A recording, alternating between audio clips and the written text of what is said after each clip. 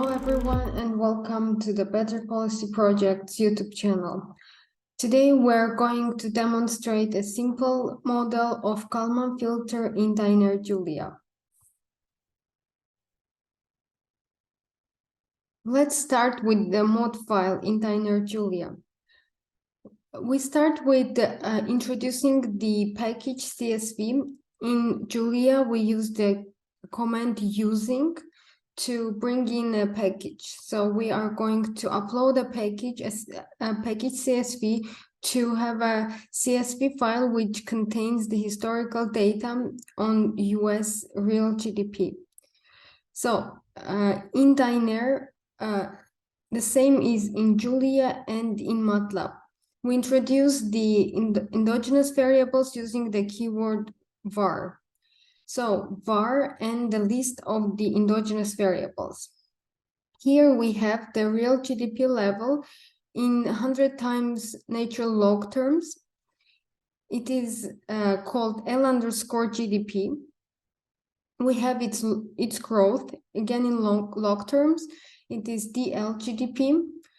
A trend GDP, which we call LGDP MP bar, and its growth. The LGDP MP bar, we have a persistent component in trend GDP growth, GMP. We have output gap, YMP, and we have cumulative output gap, YMPC. So here, everywhere you can see in the notations MP, which is short for monetary policy. So actually, this is the simplest version of the model that we use for estimating monetary policy relevant output gaps. But this is only a univariate version of it. So we wouldn't actually consider this to be a potential output estimation. And we would not use this for discussing the monetary policy relevant output gaps. This is just a very simple version that we are just going to demonstrate. So all the variables, endogenous variables, are separated in the list by commas.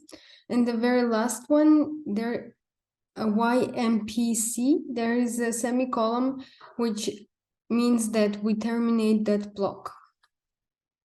Next, we introduce the exogenous variables. Here, the exogenous variables are just the shocks. So the keyword is var exo, and the list of 3 shocks. Shocks here have the res in the beginning of them. So shock to the potential level is the first one, res LGDP MP bar, res GMP, which is the shock to the growth of the potential GDP, and res YMP, which is the shock to the output gap. And again, all the exogenous variables are separated by commas, and we terminate the var exo block with the semicolon. Next step is to introduce the parameters. So we again have a list of parameters separated with commas and terminated the line with semicolon. And we assign values for each parameter. And we also have here one steady state, which is the steady state growth rate of real GDP in the United States. After finishing these blocks, we now can move to the model block. Okay, so in the model block, we have all the equations of the model. We started with the keyword model, semicolon, and terminated with the keyword and semicolon. So the first equation is the definition of the output gap. So here we can see that the output gap is equal to real GDP in log terms minus its trend, or like we wrote here, GDP is equal to its trend plus gap. Second equation is the stochastic process for the trend output. So the trend output is equal to its lag plus a persistent component in the growth and plus a shock. There is a stochastic process for the persistent component of the trend growth, and it's equal to a coefficient times its lag plus coefficient times steady state growth plus a shock. And here the coefficients on the lag and steady state growth sum up to 1. We have another stochastic process, and this time it's for the output gap. So output gap is equal to its lag and is prone to all three types of shocks. So the level of GDP with the minus sign, growth to GDP, and output gap shock. We also define a variable called YMPC, which is the cumulative output gap, and this variable is mainly for plotting and for demonstrative reasons to see how much of the output gap is sacrificed or gained in this or other situation. YMPC is equal to its lag plus the output gap in the current period. Next equation is just the definition of the growth of GDP. So the log growth of GDP is equal to GDP in the current period minus its lag. And the growth of the potential GDP, or it's not correct to say potential, we need to say trend, because it is only a univariate filter and it doesn't represent the potential output. So correct way of saying it is trend. Trend GDP growth is equal to level of trend output minus its lag. So as you can see, all the equations are separated by semicolons.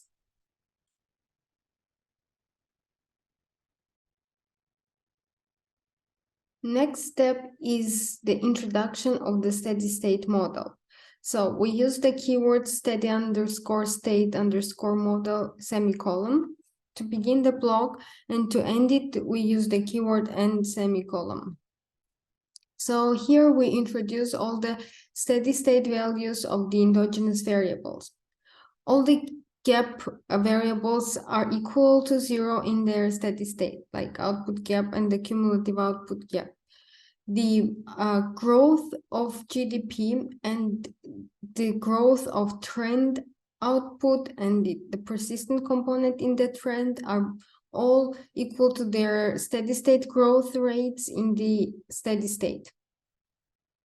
We also have deterministic trends here, which we specify in the block deterministic underscore trends semicolon, which are the level of GDP and the trend. And in parentheses, we need to put their steady state growth rate, so growth SS. Next step is defining the standard deviations of the shocks. So we create the block called shocks semicolon, and again we terminate it with the keyword end semicolon. Here we have all three shocks, which we define with the keyword var, res LGDP MP par semicolon, and its standard deviation using the keyword STDERR, and the value of standard deviation is 0.1. And again, we terminate the line with the semicolon. Second shock is the shock to the growth rate of trend output. And here we have the standard deviation of 0.2. And the last shock is the shock to the output gap with standard deviation of 0.8. Next, we have the command check. which computes the eigenvalues of the model.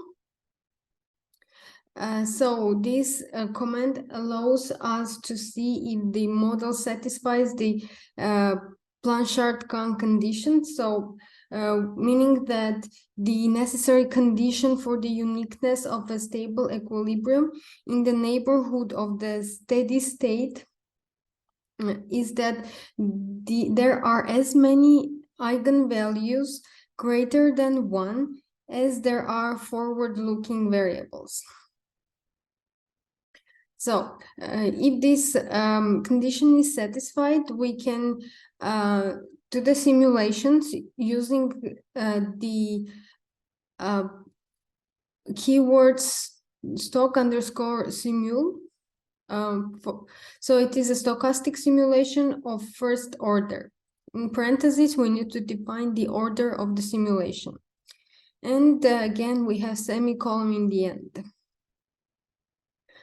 We declare the observable variables. Here we have only one, which is the level of GDP in log terms.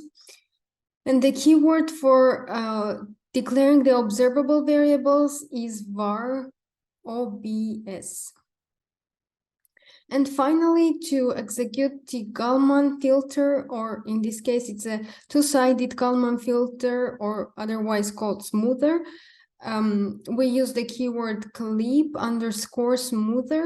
and in parentheses, the data file with the CSV file that we imported that has the historical data for the real GDP of the United States.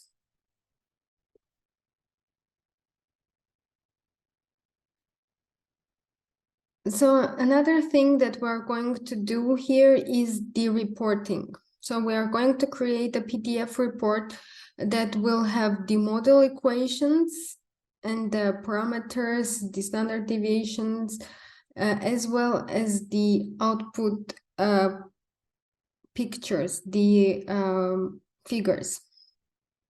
So to create a PDF file using Dynare Julia, we need to use the keyword report. Yeah, and in parentheses, we need to specify its title, and we can also have a subtitle. And we need to create pages. So we are going to have 3 pages. We use the keyword page, capitalized and empty parentheses.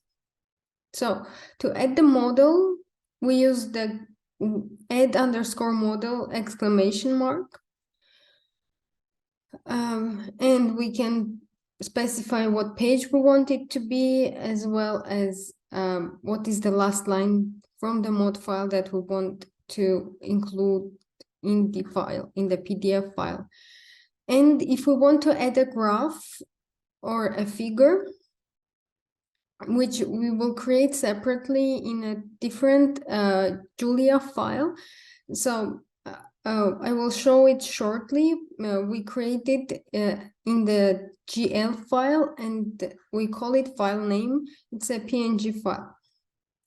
So we use the keyword add_graph exclamation mark to import a graph into the PDF file. And add_page exclamation mark to add pages one by one to the report. And finally, we can do print report to create the final PDF file. As many of you already know, in order to execute the mod file, we're going to import the Dynare package into Julia. The keywords here are using Dynare.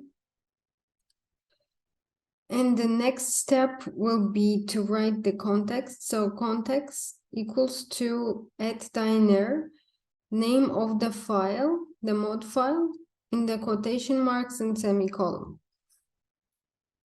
Okay, so after execution of the mod file, we're going to have the impulse response functions created. And so we are going to have the IRFs of these 3 shocks. So the first one, we have the shock to the growth rate of the trend, positive shock. So GMP here, this shock is going to result in increase of the trend growth, the LGDP-MP bar, as well as the output growth. But we can see that the output growth, the LGDP is higher than the one of its trend, as well as we can see that the levels of output, the GDP, is a little bit higher than the trend. So this will mean that we're going to have a positive output gap. So the explanation is that after the shock to the growth of trend, the market participants as well as the households are going to have a big expectations for the future, and they're going to increase their consumption at the current period, so resulting in temporary increase of the output gap until the GDP equals to its trend. Okay, next shock that we have here is the shock to the level of the trend GDP. So we can see here that the trend GDP increased to a new level and is staying there forever. So it will take some time for the output, the GDP, to reach the new level. So for that time, we are going to have a negative output gap until it adjusts and the output gap becomes again 0. And finally, the last shock that we have is the shock to output gap. Okay, so definitely this shock is not going to change the trend of output. So we see that here in the level of the trend output and its growth rate, there are no changes. And of course here. And we can see that the output gap increased, which resulted in increase of the level of GDP until it goes back to its steady state, it is correct to say until it goes back to the level of its trend. So it is where the output gap again becomes 0.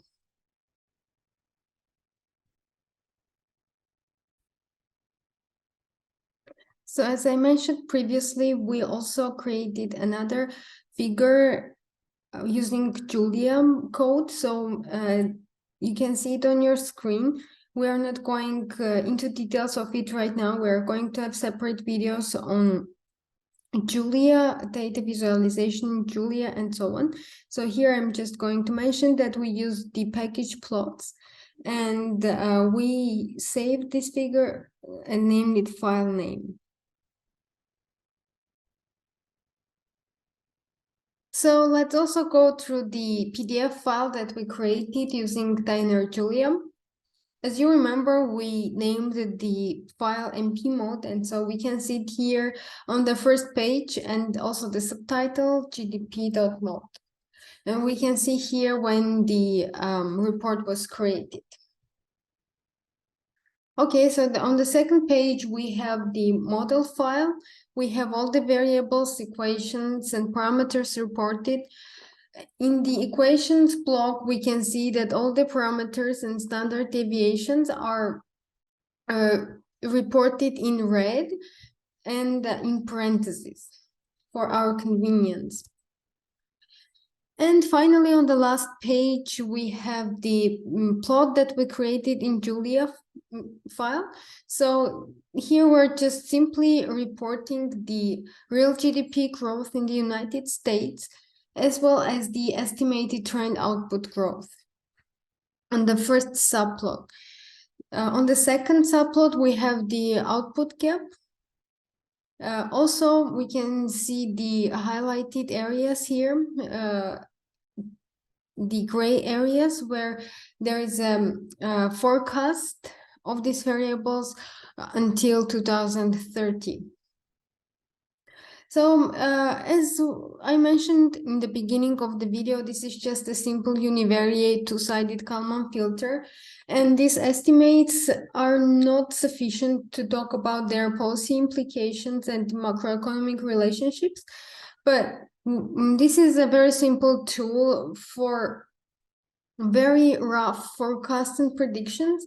And also we can see here the periods of recessions in the United States, like in 1980s, global financial crisis, and the recent COVID-19 pandemic crisis.